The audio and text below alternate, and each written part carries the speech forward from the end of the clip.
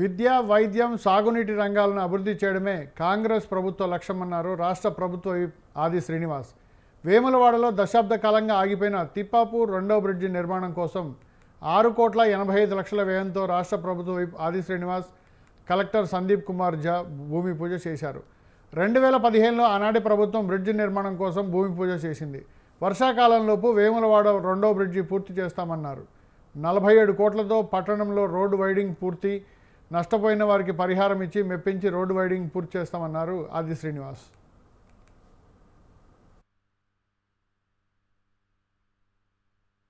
గత బీఆర్ఎస్ ప్రభుత్వ పాలకుల నిర్లక్ష్యం వల్ల ఈ జిల్లా ఇన్ఛార్జ్ మంత్రిగా ఉన్నటువంటి వారి నిర్లక్ష్యం వల్ల పడావు పడ్డటువంటి పనులను ఒకటొక్కటిగా మా ప్రభుత్వం వచ్చిన తర్వాత ప్రజలు మాకు ఆశీర్వాదం ఇచ్చి శాసనసభ్యుడికి ఎంపిక చేసిన తర్వాత, గౌరవ ముఖ్యమంత్రి రేవంత్ రెడ్డి విప్పిగా ఎంపిక చేసిన తర్వాత, గౌరవ కలెక్టర్ సహకారంతో, జిల్లా మంత్రుల సహకారంతో, పెద్ద పొన్న ప్రోగ్రాం శ్రీధర్ ప్రోగ్రాం సహకారంతో పడావు పడ్డటువంటి పనులన్నీ కూడా ఒకటొకటి ముందుకు తీసుకుపోతున్నాం.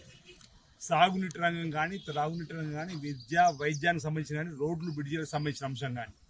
ప్రస్తుతానికి ఈరోజు బ్రిడ్జీల పునర్నిర్మాణం, 3వ బ్రిడ్జి ఏదైతే వేములవాడలో చేసుకుంటున్నామో 10 సంవత్సరాల క్రితం అట్టాసంగా ఇక్కడ బీఆర్ఎస్ నాయకులు భూమి పూజ చేసి పట్టించుకోకుండా ప్రజలు మభ్యపెట్టిన తీరును ఎండగడుతూ ఈ పడవబడ్డటువంటి బ్రిడ్జికి ఈరోజు పునర్నిర్మాణానికి నిజంగా ఈ అంశంపై మీటింగ్ పెడితే అసలు భూసేకరణ కూడా 10 ఏళ్ళ అనాపైసి ఇవ్వాలి.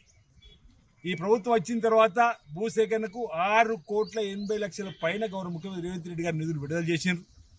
బ్రిడ్జి నిర్మాణ టెండర్ పూర్తయింది.